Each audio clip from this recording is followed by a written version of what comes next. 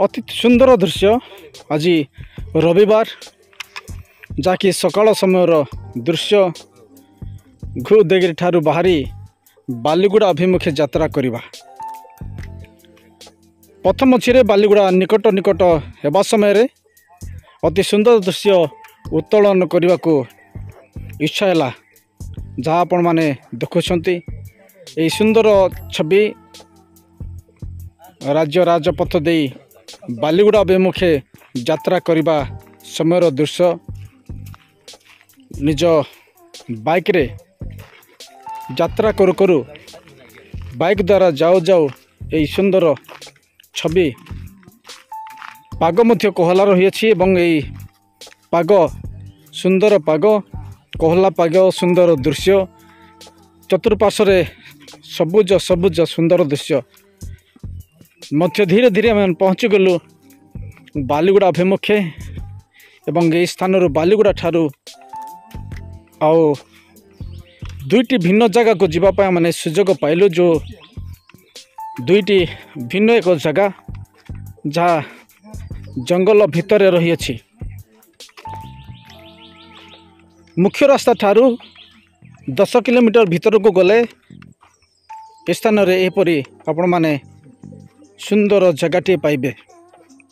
ना बाइक जीव केवल चलिकी ही जावाक पड़ी था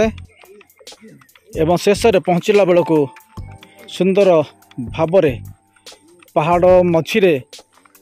चतुर्पार्श्व पहाड़ रही से मझिरे पहाड़ मझिरे लोक मैंने बास कर सुंदर भाव से स्थान में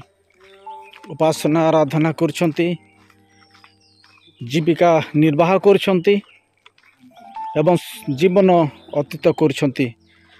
ना अच्छी गाड़ी घोड़ार कौन सी सुविधा गमनागमन सुविधा ना से स्थान में कौन सी